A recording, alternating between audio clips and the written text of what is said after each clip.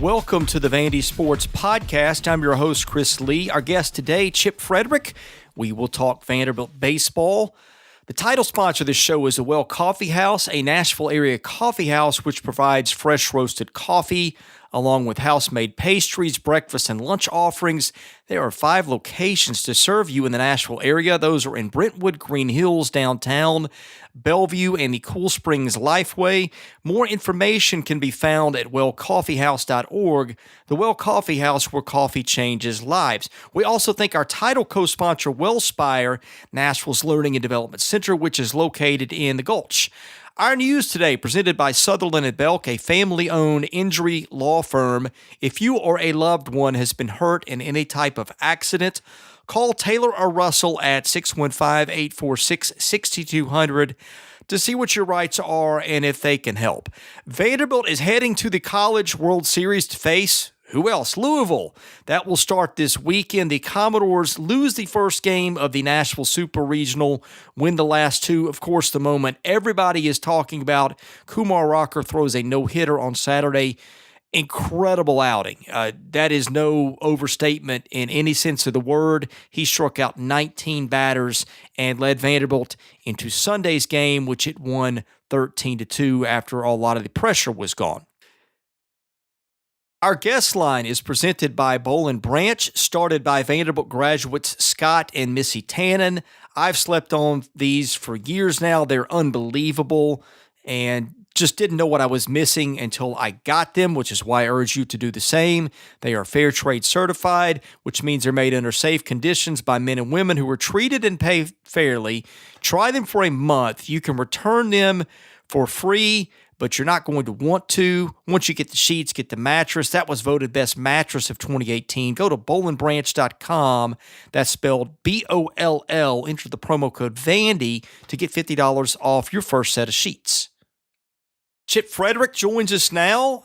Chip, what a weekend it was. Thank you for joining us. Let's start with your thoughts on what you saw start to finish of the weekend. Well, it was an exciting weekend across the board. It was a really exciting weekend. It's been an exciting weekend for college baseball and the Super Regionals. Had a lot of great Super Regionals and a lot of dramatic finishes and twists and turns. And no doubt here in Nashville that that happened with the Vanderbilt-Duke series. Duke came to play. They were not intimidated. They were kind of the darling of the tournament. They had their sights set on going to Omaha for the first time since the 60s. And it goes to show you the range of emotions that you can go through in this tournament, how you at least can be thinking the team's counted out, or this is, you start writing their script before it's over with. And then this team, this Tim Corbin-led team just showed their mettle and their worth with the way they responded in games 2 and 3. So, yeah, it's an exciting time. Omaha is something that is what I think you saw, Chris. It's really, really hard to get there. I think even the better teams found that out. I think UCLA found that out. It's tough to close out games in super regionals. It's tough to get that third out in the 9th inning. It's tough to get to Omaha, and it should be. I mean, it's the showcase for college baseball for the best 8 teams, and they're not always the best 8 teams get there, just like other tournaments. You'll find that the teams that are playing the best get the best breaks and have a favorable bracket, and that's the way it should be. So exciting times for Vanderbilt fans to get back. This has been a 4-year drought, you would say. You can use the word drought. Some teams haven't made it in 30, 40 years. Some haven't made it ever. But it's great to see that, this would have been a class, the senior class would have been the first almost in 10 years not to make it. So it was appropriate that this team and this group of seniors and what they've been through emotionally on and off the field get there. And I'm happy for Tim and his staff. What a range of emotions it was this weekend. You have the Friday night game where Duke comes in with nothing to lose. It's a close game. The pitching for Vanderbilt was just bad start to finish.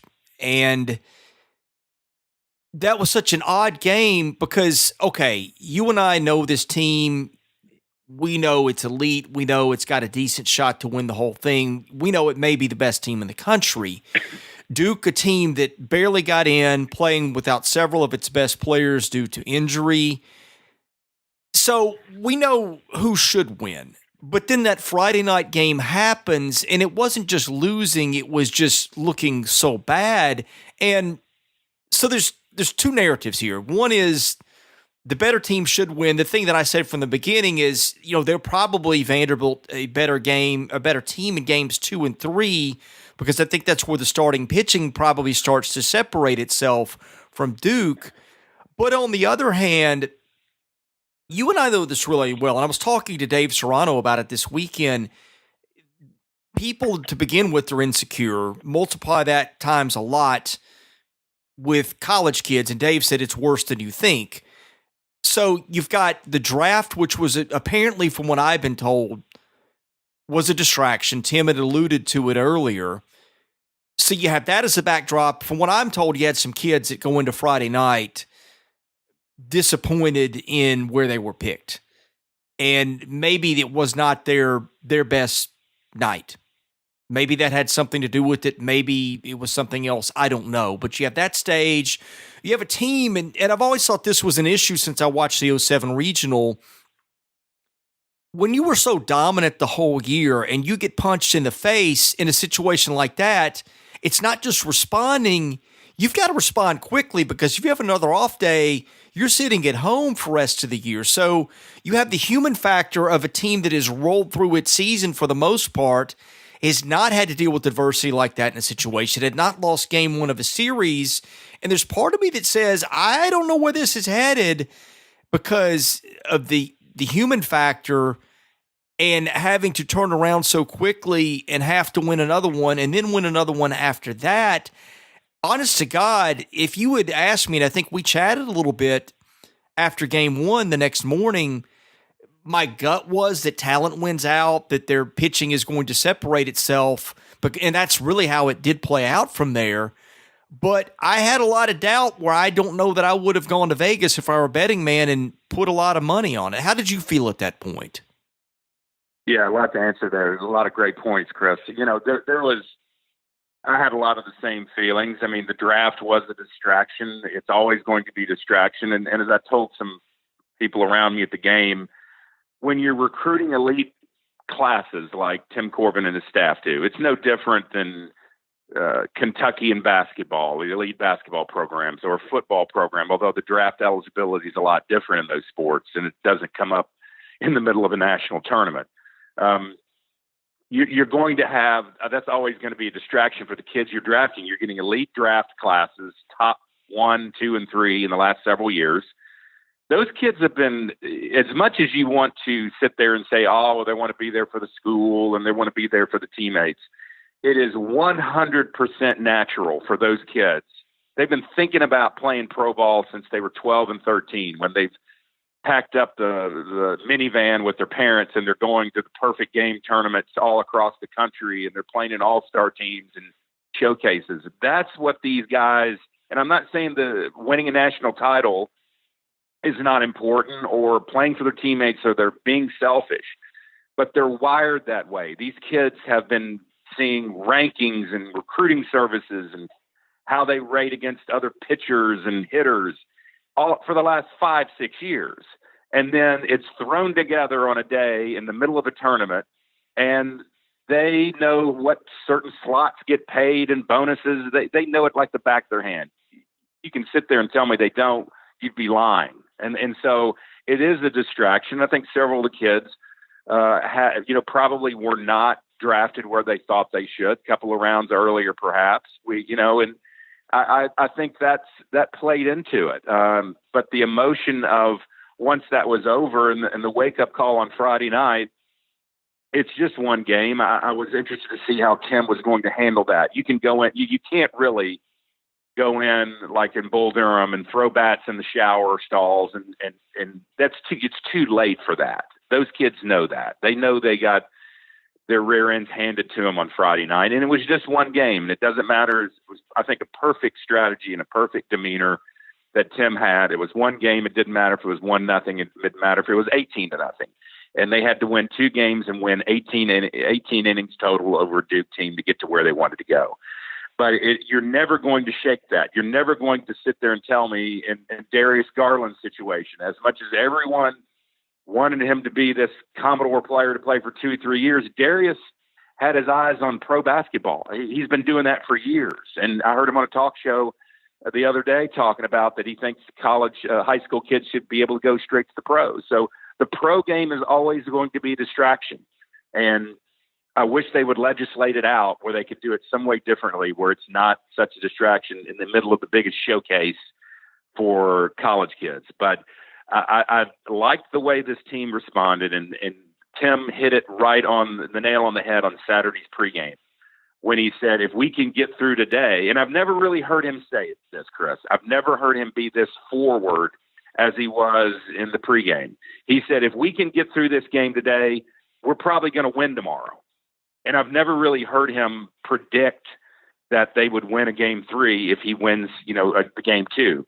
And that's what I think everyone was thinking. That's probably everybody was thinking in the press box too, that if they can get through that somehow, some way, that they would be the prohibited favorite in game 3 and the talent would win out. But it always doesn't happen that way.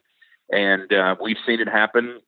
You saw it happen to UCLA. UCLA, I think, did not handle the pressure. They struggled in their regional and they lost their super regional to a 3 at home. So it always doesn't work out the way that you think it will. So, yeah, I think there was some pressing of the draft.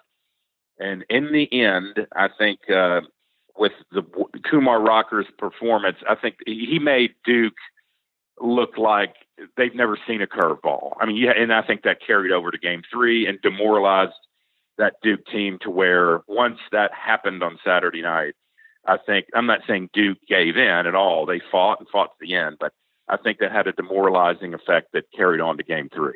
Yeah, lots to talk about with Kumar Rocker. Before I get to that, though, I agree with what Tim said. I was thinking, and I think you were too, as you said, if they can win game 2, I think they'll get game 3 because it just wasn't a spot where we knew how they would react for all those factors. You don't get the luxury of doing this, and you never want to take the chance of losing a game because you lose 1, you could lose 2, and you're done. But I think in hindsight, that was the perfect case scenario because they got popped in their mouth. They got squarely put with their backs against the wall. I think if you could draw it up, that's almost exactly how you would have done it because now once they get to Omaha, I mean, they could get beat by Louisville in game 1, and then they have to win, 4 in a row? In other words, to get to the title round.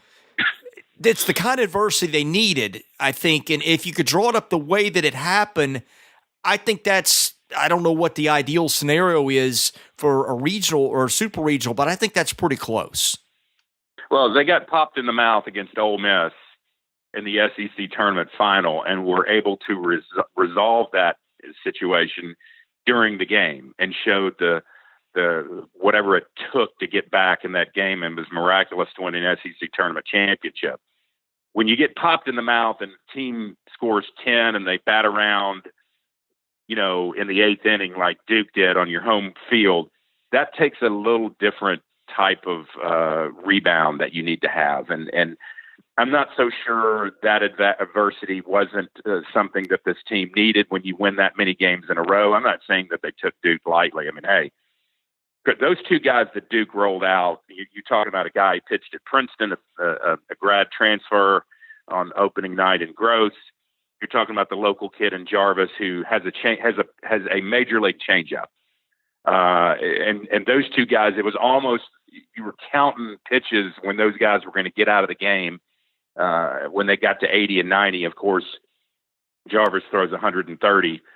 But you were just saying to yourself, if you can get those guys out of the game, you get to the bullpen, it would resolve itself. So, yeah, it just a lot of twists and turns this weekend. It was crazy, and I do think, looking back on it, obviously talent won out here, but the drive of this team that they didn't panic was the ultimate thing. I think more so than the talent, that they didn't panic, that they were able to readjust and get themselves back into game 2 and ultimately win 3. Well, the story of the weekend, obviously, Kumar Rocker. I don't even know where to begin with superlatives on that one. Yeah, I mean, this is a kid who we've talked about him. The first time I saw Kumar Rocker pitch at home, it was after he'd had the bad outing at TCU, and he came home, and I was sitting in the stands, and I'd normally sit behind the plate, but I was visiting some friends on the third base side, so it's pretty close.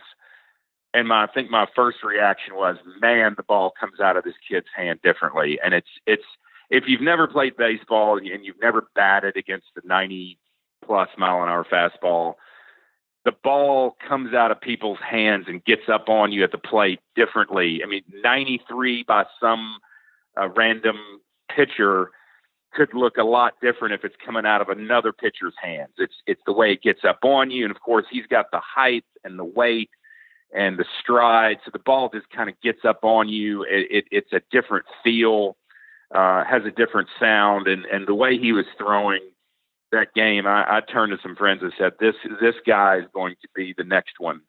It's going to take a while. He's still, he's 19 years old. I think he just turned 19, but he's got a lot of kid in him still, but he is very serious in his work ethic. You can tell. He's been groomed. His dad played pro ball, great SEC athlete at Auburn, SEC Defensive Player of the Year in '88. I mean, all those things. He's been around the game. His dad has traveled and coached in different situations in different cities. And you can just tell he's got the maturity, but he's got that fun-loving self of him too. But he's all business on the mound. He works quickly.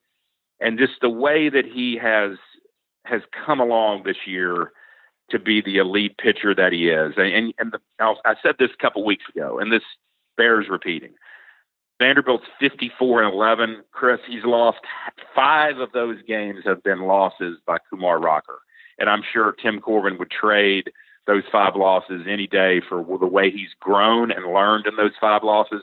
But that's incredible to think that almost half the losses, and I'm not saying he pitched bad. I mean, you look at the losses he took: TCU, Georgia, Texas A&M, Missouri, and Tennessee. And so that's 5 losses. I think the turning point of his season, Chris, was when he moved into the Saturday spot. I think that he was able to, and I remember I called you, I was late to the game, and I said, I saw the lineup on my Twitter feed and saw that he was starting. And it was a little bit of a surprise that he was starting that series and they moved him from the Sunday to the Saturday spot. I think that gave him a little more confidence. He wasn't getting the offensive support on Sunday which can be, as we know in the SEC, kind of a grab all game, bullpen game.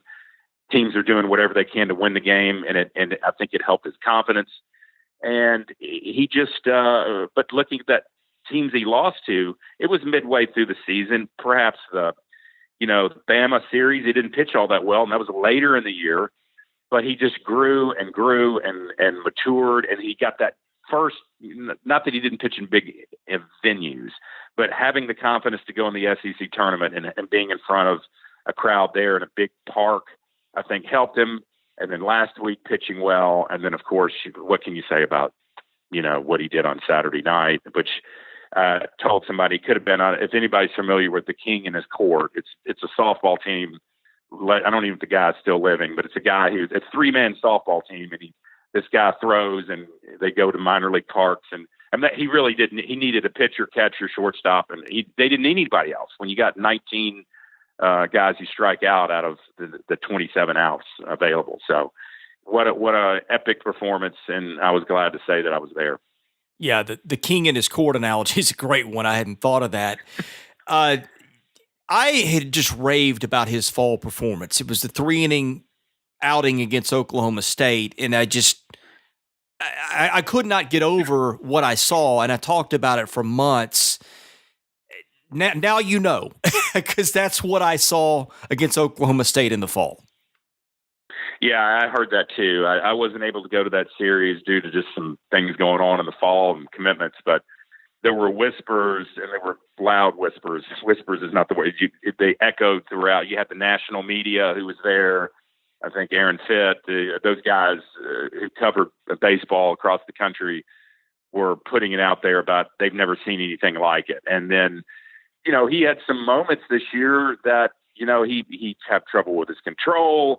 He had trouble, I think, holding runners on. And I noticed I'm a connoisseur, being a pitcher, former pitcher. I'm a connoisseur of watching different things and adjustments of how pitchers made throughout the season. I noticed it last night. There's been the word that Tyler Brown was tipping pitches, and I noticed. I turned to my little boy last night and I said, Tyler Brown's holding his glove differently. And he looked at me like, "What are you talking about, Daddy?" But I noticed different things like that, and you noticed that Kumar Rocker was holding runners on.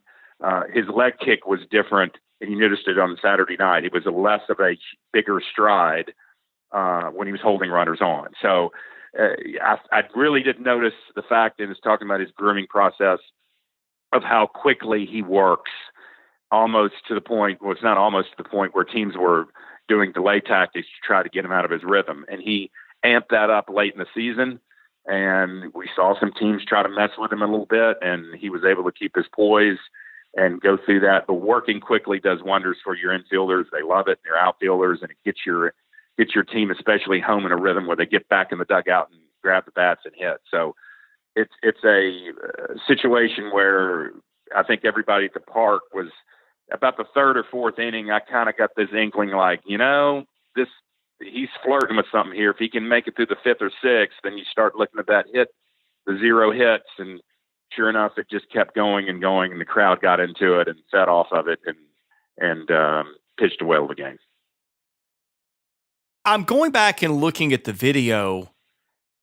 I don't know that I've ever seen anybody work so quickly. I'm literally watching it on my phone as we're speaking, because I think that he threw his first 3 pitches to the last batter in, I want to say, 22 seconds. I'm watching it again as we speak. And let's see, there's pitch number 3. That is at, well, anyway, he was getting rid of the ball. I don't think it was quite that, but he was getting rid of the ball at an unbelievable pace. I think actually may have been 3 pitches in like the first 23 seconds, which is darn near impossible to do. So there he was that. done. I mean, he was done too. I mean, he was running on fumes, and you could tell his comment about the 8th inning was, I thought, very much on point, because that was the tough inning. If he get through the 8th, he could finish the 9th. He could get through it, without throwing a lot of pitches. But a lot of times you just get the ball and go and you grab it. But the silliness that the Duke players were looking on his slider, his wipeout slider, it's like they'd never seen it. And this is no offense, I'm not cutting on the Duke players, but it was so sharp. And even Philip Clark made the notion that it was spinning differently. And when you see that pitch that he throws, the slider pitch that he throws, batters are looking for the red on the ball, and the red or the threads of the baseball. And that's how you can pick it up, the spin. And Clark mentioned that it was way different than it's been the last couple of weeks. I mean, it's going to still spin the same, but as a pitcher, you're looking for that red dot. It's going 94, 5, 6 miles an hour. And that's what you're trying to pick up as a hitter. You're really not seeing the white of the ball. You're looking for that red dot of the seams. And Clark just said it was much nastier and much tighter than it's been the last couple of weeks. Yeah, I looked at it again just to make sure. It was 3 pitches, the first 3 pitches in pretty much 25 seconds, which is crazy. Yeah, I mean, that's a major leaguer throws one and about that. And at that point, he's at 120-something pitches. He's still throwing 97. I'm just like, how in the world do you still have the energy, not just to throw that hard, but to work that quickly? Yeah, and Tim even mentioned that in the 8th inning when he saw the radar gun. And I think the radar gun in the stadium is a little hot. I think he saw 97, which I think it's the radar gun is about 2 or 3 miles an hour quicker than what I think most scouts would use. But when he was there, it doesn't matter what it is, 94, 95, 96, even up to 98. In that range after pitching 130 pitches is pretty impressive. And he was able to keep his stamina up, and that's what, getting through that. And Chris, you have the national, there were pundits on social media and Twitter that just, you knew it was coming. Tommy John surgery in 3, 2, 1, countdown. All those, just making the fact that Brown and Corbin shouldn't have pitched him. That's just way too much. And, all those things. look, if there's anybody who's sensitive to pitch counts and players' arms, it's those two guys. But you cannot take a kid out when he's throwing a no-hitter. If there had been a hit, I guarantee you, if Duke had gotten a hit, the first person out of the dugout before the runner got to first base would have been Tim Corbin. And that's just the way it works. But, I don't think there's any risk that would ever happen where Tim's going to throw a guy out there and it's a one-run game and they're on the other side of that one-run game. It's just not going to happen. So I knew that was going to be a focal point of some people saying that, they should have taken him out. Well, when you're on national television and it's the NCAA tournament and a no-hitter's never been pitched in a super regional and you've got a kid who's worked that hard, 15, 20 extra pitches isn't going to hurt you. Well, to me, there's 4 categories of players. There are kind of the ordinary guys, the everyday guys, the bench guys. There are the stars. They're the superstars. And then you've got your next level up. That's your Ted Williamses and your Babe Ruths and those guys, your Nolan Ryans, that just, for whatever reason, they have something that separates them a couple of levels above even the stars and the superstars.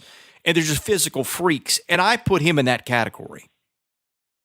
Yeah, he could put on a football uniform and be like his father tomorrow. If he strolled out there in a football uniform for Vanderbilt in the fall and you dressed him, you would think he was, he's a physical specimen. And he even mentioned, he says, I'm a big guy. I got to work fast. Someone asked him in the presser about his rhythm. Yeah. So he's just someone when he looks the part, he acts the part. I was a little bit surprised at his talking to the Duke dugout after their little conference and their tactics. And I noticed there was a little exchange between Duke's first base coach where he yelled back at him. I noticed that right off the bat. But I think he was that's just emotion of a 19-year-old guy. I think you're going to see, and I'm not saying it was wrong. It showed some emotion. I'm all about that. I'm not, you see the Mississippi State batter last night when he hit a jack and he basically did a pirouette around the bases. I'm not on that side of it, but there's nothing wrong with a little fist pump and as you go back to the dugout, because it was very uncharacteristic. It was really the own. I mean, he did do some fist pumps and a couple strikeouts he did, but he's a very mild-mannered kid. Even in the celebration, some people on social media were saying, I mean, get excited. Come on, man. You just threw a no-hitter, and the other guys who were on the team were celebrating a little more than you were. But I'd rather have it that way. It just shows he's just all business, and as he's going to continue to mature in the next couple of years, it's going to be fun to watch. Well, I don't know if it was all business or he just was running on adrenaline, and as soon as he threw that last pitch and it was over, he kind of transformed back into an ordinary person because he looked gassed. I watched it too, I noticed that there wasn't a smile, there wasn't a fist pump. It was just like, wow, this is over. And from the minute he threw that last pitch, he looked beat. And even in the press conference, he was very subdued. So it was kind of to me, he summoned every last bit of energy he had for that last inning. And then once he let go mentally, it's like, wow, that must have taken its toll. And you can tell a little bit, not just a little bit, a whole lot. I think it's his upbringing too, Chris. I think he's got a very grounded mother. His father's a pro. He's coached a lot of different places. And I think, a lot of times in that situation, you look to the parents and he has been through probably a lot of moves and seen his father act in certain situations as a pro and as a coach. And his mother's very serious about his education. And I think that's where you look to. A lot of times you look to parents of their upbringing, just like if it was a non-athlete, how a kid acts, whether it's in an athletic event or how they act at a swimming pool or at a birthday party. Those things, I think the parents are to be looked at there, I think, with a lot of respect as far as how they have raised that kid so far. Did Duke poke the bear? I know that the coach made some comments in the press conference, whether they were well-intended or not. I mean, I think they were intended to motivate his team. I guess I didn't hear them. You told me that he made some comments along the lines of, well, the pressure's on Vanderbilt. And look, for Duke, good for them in a way. I mean, he was speaking to his team, trying to tell his kids what they needed to hear. But, that can be used against you. There were the delay tactics. They kind of got a rise out of him because you saw Kumar Rocker turn and shout towards that dugout briefly as he left the field in the seventh, which, as you pointed out, was uncharacteristic. You were down close to the field. Was there a lot of talking and other stuff too? Because it seemed to me like that 18-5 game kind of snapped them out of it for the next day. Now, I think the bats were tight early in the game, maybe, and we'll talk about that later. But it seemed to me like, I don't know if it's fair to say Duke kind of got under their skin a little bit and it backfired. But what did you see as you were close to the field? Because you're going to pick up on some things that I can't from the press box. Well, I think Chris Pollard, coach at Duke, I think he's going about it the right way. He's got his own tactics. He's wearing a hard hat. He wears a hard hat at the press conference with the Duke logo on it. And it's all of, the old lunch pail tactics, and we're going to work. And I think they've been through some injuries, obviously. So it's kind of an us against the world mentality when they came in here as the underdog. And, he came from Appalachian State. I think he's trying to grow that program with a different approach. But I think it was, and by the way, Chris, it was not Pollard who made the comments that I mentioned to you. It was a player, and I don't know the exact player, but in the press conference after game one of the Duke players said, well, I'd much rather be in our dugout than their dugout. Pressure's all on them. We're in the driver's seat, those things. And I do think they poked the bear. I think that the tactics by Pollard were probably in the delay tactics of calling time, which he's able to do. In college baseball, you're allowed to call an offensive timeout, but in the sense of how he was trying to do it to break the rhythm, I think it sort of backfired on him. I was down close. There were some times when he made a pitching change and Mike Baxter went out to talk to one of the hitters during the pitching change, and Pollard was flailing his arms at the umpire and pointing at Baxter, basically saying that should be an offensive visit for Vanderbilt. Come on, man. I mean, you pick your battles, and I noticed he was a little frustrated in the meeting during the rain delay, the second rain delay, and I think he was probably worried about his pitcher getting up to warm up and then having to sit down multiple times, and I think he was very frustrated about that. I could just tell some body language, and he kind of walked off, not very happy. So it's just a learning. When you get there, I mean, he went to a super regional last year. He's used to it. His team is one that in the ACC, it's been at the bottom. They haven't had a lot of success, and he's trying like crazy to build that thing, just like Tim Corbin at an elite academic institution, and Vanderbilt's trying to build that one. But I think they kind of did poke the bear. I noticed they were very loose yesterday after the rain delay. They had guys kind of a lot of laughter in their dugout, and which is good, but that's okay if the game's getting ready to restart and it's 0-0, and they were getting beat by 10 runs. I just thought that was a little different than I've seen. I mean, when you're staring down the barrel of a gun, you got to go back out there and play and get 9 outs before your season's over. And I thought they were pretty loose for being the score it was. So yeah, I think they poked the bear a little bit. And when you're playing a veteran team that's won as many games as Vanderbilt in the way they have, I don't think it was an extreme poking, but I think they did. And I didn't notice a whole lot of talking back and forth. I did notice late in the game when they came back after the rain delay, there was a little bit more, but that's going to happen in baseball. But it's just, different approaches by different coaching staffs. A few more things on Kumar Rocker before I flip the topic a little bit at the end of the thoughts here. First of all, here's one thing that I think makes him special. He has pitched almost more like Greg Maddux recently. In other words, he's got the ability to be a dominant strikeout pitcher, which he removed any doubt about on Saturday night. But you go back to LSU game, they're pitching at a big park. They've got a big lead. He throws 5 innings. He only strikes out 2 guys, but he only walks 1, doesn't hit anybody. He gives up 5 hits and gives up 1 run. Last week, I'll pull up the box score. He was pretty good in that one. He goes 6 2/3, strikes out 8, which is a good total, but it's not what you see in baseball today where guys may strike out 11, 12, 13.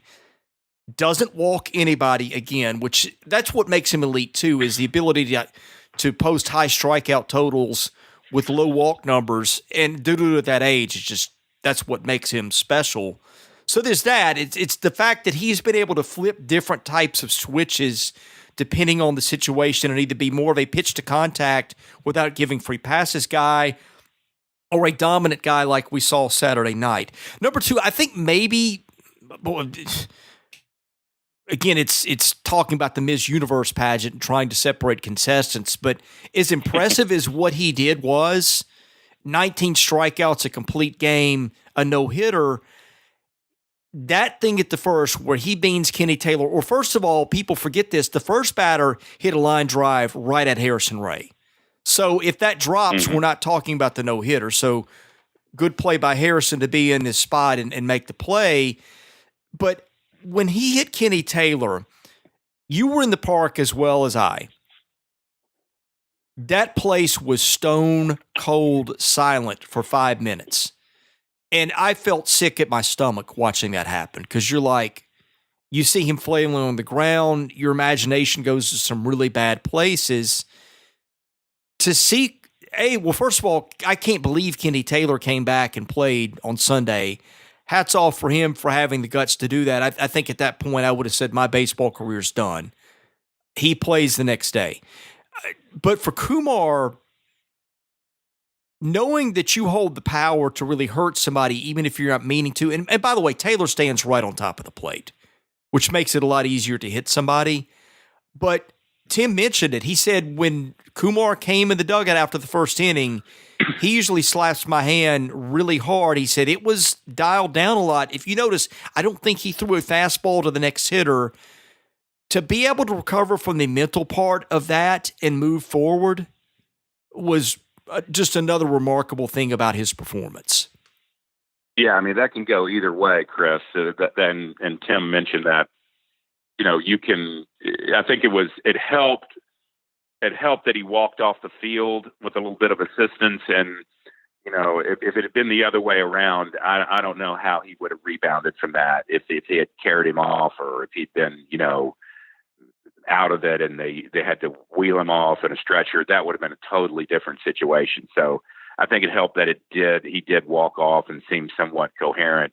And I was too amazed that he played on Sunday. That was an unbelievable feat. And it was a nice gesture by the Vanderbilt fans to give him a hand, a standing ovation like they did, but gutsy performance. And these kids stand on top of the plate. They all do. Vanderbilt's left-handed batters all stand. It just amazes me to see how close these kids stand with the velocity that the pitchers are throwing. So it was a turning point in the game and probably a turning point in the series that he was able to gather himself and get through it and take the command and, of course, eventually throw a no-hitter. That was an impressive thing to me. So it once again shows his maturity that he was able to bounce back. I think there was an article in the Tennessean that Tim Corbin mentioned that Adam Sparks said with Fellows that Fellows was a similar situation when he was recruiting Fellows. He was at a tournament in Florida, and Fellows hit a batter in the face, and how he was able to rebound from that because I think they carried the kid off and Fellows didn't flinch and was able to complete the game. So it shows a lot about you where you've got to keep your mental focus and stay in the game when that happens. Because, your mind starts wandering as a pitcher. I hit a guy in the head one time when I was in Little League, but never did in college or high school. And it's an emotional thing. You sit there and your mind does wander. I hope the guy's okay. And what if he's going to have brain damage and all those things? And, of course, I'm not talking about my pitch of being 96 to 97 miles an hour. It was much less than that, of course. So that was probably a turning point and was mentioned by Tim at the press conference of how that game carried, that he was able to catch himself and rebound and go on from there. Well, baseball, the mental part is a big thing, and especially this time of the year where one hiccup and your season's over. And with all the pressure of being SEC champs and tournament champs and being preseason number one, that adds to it. You saw the team start to get tight, I thought, the first half of Saturday in terms of hitting, and maybe even late in Friday night, a lot of pop-ups and things like that, and maybe even a bad swing or two in there. And I'm thinking that this team's pressing, and when it did hit a ball hard, it was a fly ball caught right against the wall or a line drive to somebody. So, like, even when they did square them up, they got caught, which kind of adds to the we're snake bitten kind of mindset. I wondered, I don't know if this is a good way to phrase it, but like, have you ever, been walking through the house and you've got a mosquito bite that's itching you or something? You're just thinking about that. And it's like, man, this is a real pain. And you don't watch where you're going and you stumble in and you bang your shin or your knee on the coffee table and you forget about what's itching because now your knee is killing you.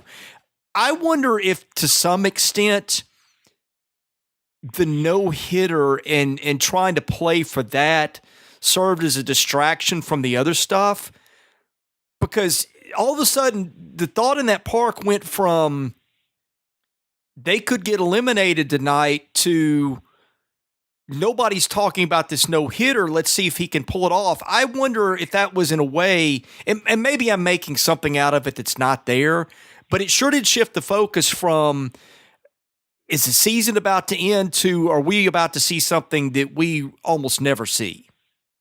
No, that's a great point. I think that did help tremendously to get that focus, and then you have this something that's never happened before in a super regional in NCAA history. You're fighting for that and fighting to get the series even. But I think what it did ultimately, and when you are a team and that you're trying to drive a proverbial nail in the coffin, I think just the Duke spirits were just absolutely squashed by what happened with Rocker. And I said that earlier in his dominating performance. And when we have 19 strikeouts, sometimes it gets in your head. And I think that's exactly what happened with Duke on Sunday. I think it had a carryover effect.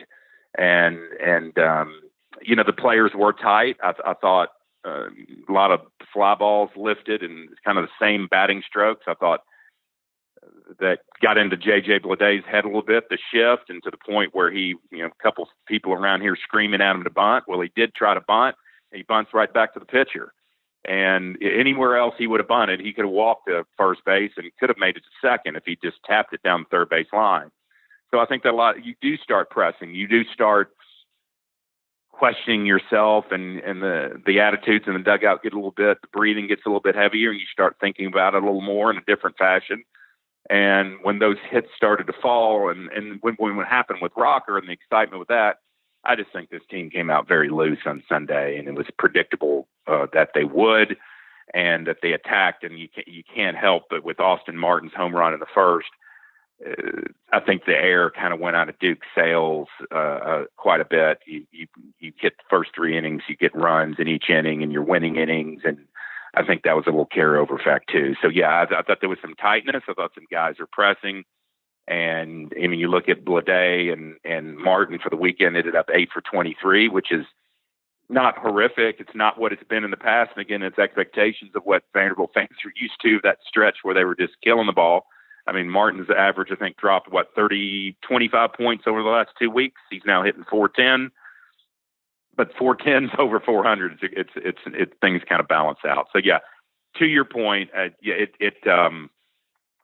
think that things just balanced out for this team emotionally after they were breathed a little bit after Rocker, and I think they kind of got the kill shot in their minds as far as what was going to happen on Sunday, and that's what they ended up doing.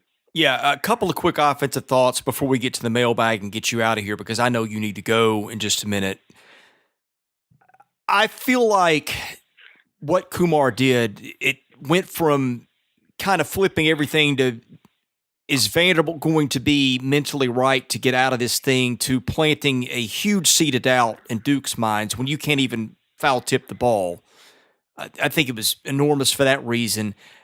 I think that took a lot of pressure off the offense. And to me, I don't want to make too much of this because you never know, but I kind of felt like when Austin Martin hit that first pitch out of the park, and especially when DeMarco got one too, and he'd been struggling at times, At that point, I'm like, okay, now I think I was pretty sure that coming into Sunday's game that they were going to get out of the regional and advance to Omaha. But after that offensive first inning and the way they responded and the way they looked loose and like they had, that to me was the point. And I'm like, okay, I think this team is past the danger zone, is about to move on. Yeah, I mean the Sharks were circling after that first couple innings, and you could tell. And the Duke hitters were using the same swings on the breaking ball with Hickman that they were with Rocker. They were not able to adjust to the slider all weekend after the game on Friday night when they had their way. It was a different type of slider that they were seeing, and you could just see the frustration on their faces when they'd walk back to the dugout. It was the same swing. They're making the exact same swing, and they weren't able to catch up and wait on that pitch and hit it in the precise location they needed to. And it was just a very frustrating, I'd say, 24 hours for those hitters for Duke. Let's go to the mailbag, which is sponsored by Vanderbilt fan Josh Minton, an independent insurance agent operating out of Brentwood. Looking for a one-stop shop to take care of your insurance needs? Josh has you covered. Call him today, 615-933-1979. Email him at josh@hqinsurance.com. Follow him on Twitter at JoshuaMintonHQ or on Facebook at facebook.com/JDMintonHQ. He is my insurance agent. Give him a try. Tell him you heard about it here. Help those who help our show. Papa Hick 4 says, in Chip's opinion, was Kumar Rocker's no-hitter the greatest performance ever by a Vanderbilt athlete? And if not, then what was? I think it was. When you're talking about an individual, and I've seen some great team efforts and some things that have been incredible team performances, several individuals together in basketball. I can think of the thrashing of Kentucky when Pitino was there and Will Purdue, and they won by like 40 points. I mean, you're talking about things like that. But the only thing that was just a mouth-opening, wow, I can't believe that I just witnessed that, was the Shane Foster Mississippi State basketball game. And I think several people would agree with that. Other than that, on an individual basis, I mentioned that laughingly that it was really all he needed, a catcher and a first baseman and a shortstop, and he could have gotten through the game.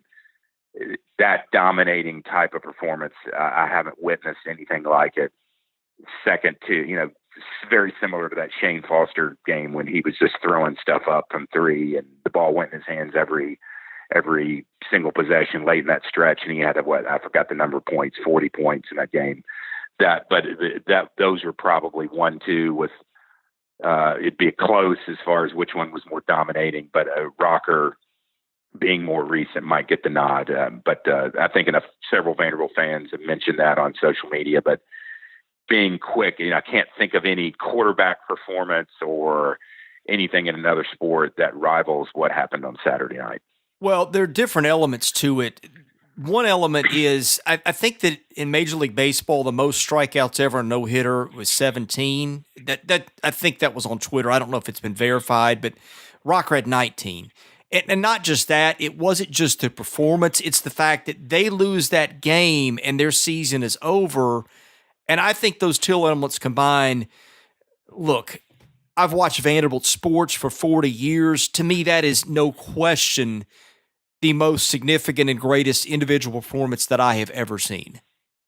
Yeah, with what was on the line, I agree with you 100%. With what was on the line, absolutely. In the Shane Foster Vanderbilt basketball game against Mississippi State, they were fighting to get the NCAA tournament and all those things. But I agree with you 100%. With what was at stake, there has not been a better individual performance that I personally have witnessed in my lifetime.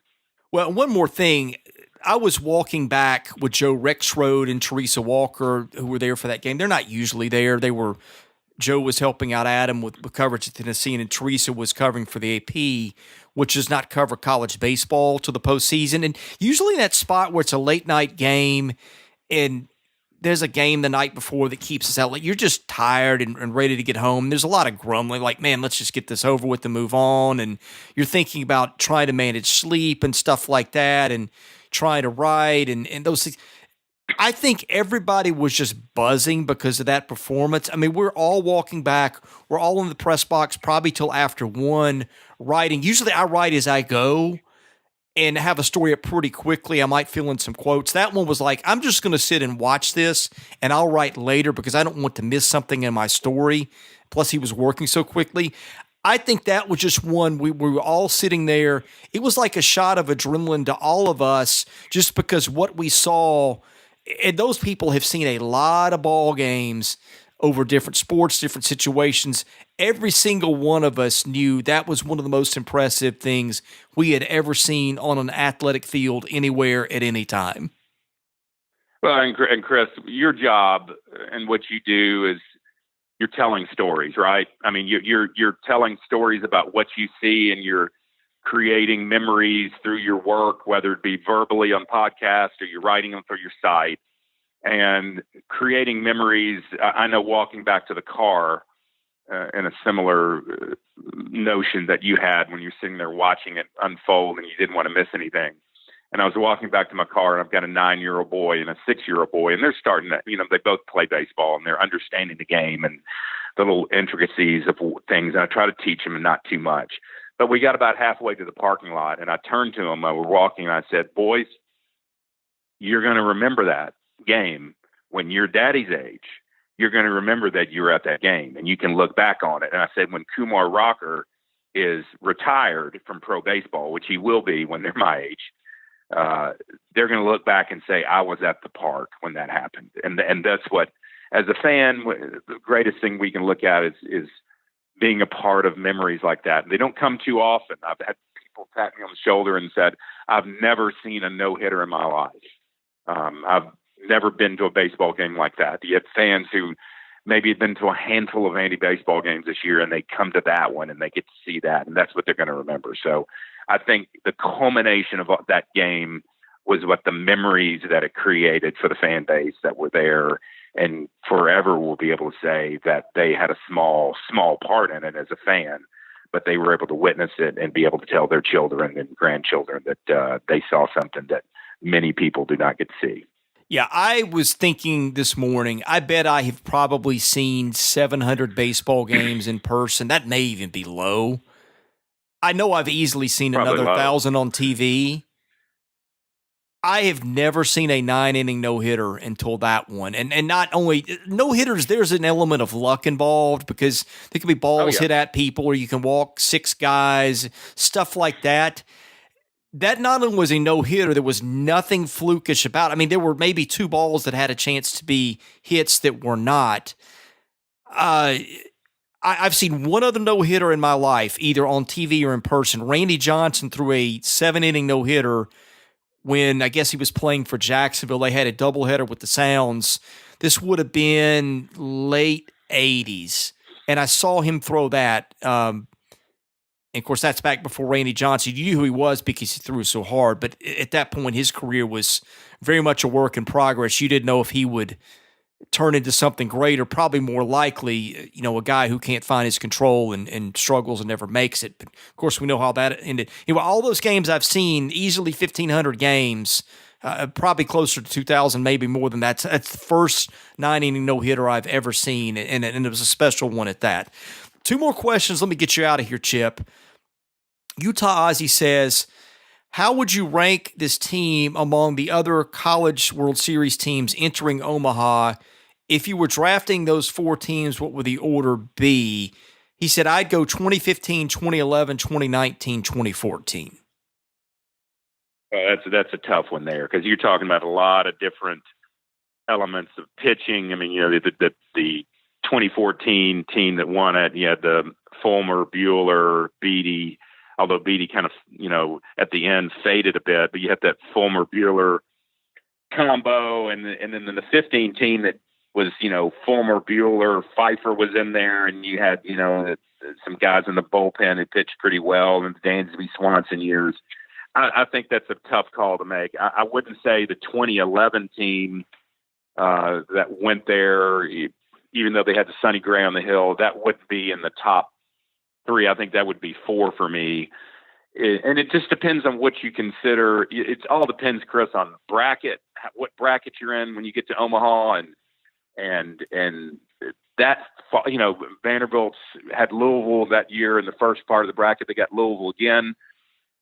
I think the College World Series is very balanced this year. You got a lot of tough outs. It's going to be tough. But, what about you're judging also? I know the question was about World Series teams, but what about the 2007 team that didn't make it? What about the 2013 team that didn't make it that was so dominant?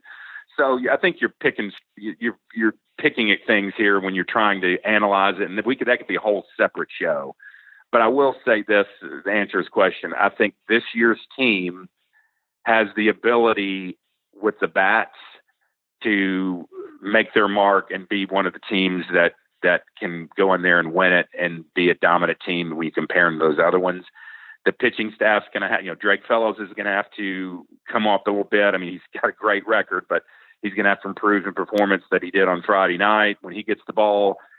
Can Kumar Rocker go back to back? Not talking about no hitters, but can he continue to take his performance on Saturday and elevate? I would say on paper, and it's hard to say because we haven't had the World Series yet, but this team has all the elements with the explosive offense and the bats and the way they field and the way they hit as a team and pitch. Pitching might not be as dominant, and that's hard to say when you got this through 19 strikeouts. But as a whole, I don't know if the pitching staff, you compare to a couple of those teams, is as strong, but I think you're just picking at things when you say that. So it's a very good question and something that we could spend 45 minutes on, but I think it's a wait and see before we start comparing of how this team compares to the other three. KC Door says, we know 6 of the 8 Omaha teams and 2 of the 3 in the Vandy bracket. Which ones stand out to you?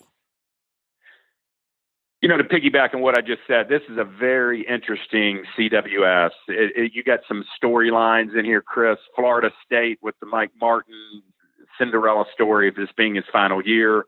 Mississippi State's very good, very, very good. They're going to be a very tough out. You've got Michigan is going to be the darling team. They're going to be the newcomer, and they're going to bring a lot of people, I think, to Omaha. In years past, there's been, when you take the 8 teams, I can usually say, well, I think these 2 are the weaker of the 8, and it usually works out that way because the cream kind of rises to the top. But you've got, Arkansas or Ole Miss. They're going to be. This is as strong of a field, no matter who makes it, either Arkansas, Ole Miss, or the Auburn, UNC.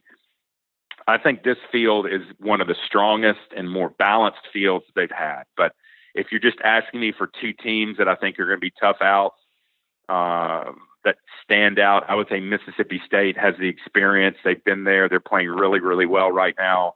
On Vanderbilt side of the bracket, I think that's going to be a tough out. And then on the other side, I kind of call that side of the bracket the grit side. I mean, you got some teams who gritty, get after it. You've Texas Tech of the world who are experienced and have been there before recently, that they're going to be tough out. So Mississippi State stands out as far as on this side of the bracket. I think on the other side of the bracket, if you're asking me somebody who I think is going to be a tough out, I think Texas Tech kind of stands out as a team that kind of grinds at it, and they've won 42 games, and that's somebody who could surprise on the other side. But all in all, I think it's a great College World Series. It's going to be great for the city of Omaha. I expect some good crowds. I think it's got some teams in there that travel really, really well that will fill that park up. Chip, it is the time of year where people are buying and selling houses. Tell people about Frederick and Clark. Sure, I'll be real quick about this, Chris. Frederick and Clark Realty, we've been around for 60 years. We're Vanderbilt folks. We've got Vanderbilt graduates, Vanderbilt athletes, former athletes that are running our firm. We've got the experience with over 170 agents in 2 offices, one in Brentwood and one in Green Hills. We'd love to help you out with your real estate needs, whether you're in the buying mode or the selling mode. So check our website out at frederickandclark.com. Got complete listings of all of our houses we're selling. We've got information on our agents. We can hook you up with one of our agents that works in your neighborhood that can help you with the buy or sell with your real estate needs. So give us a call at 615-327-4800, and we'd love to help you out. Thanks so much, Chip.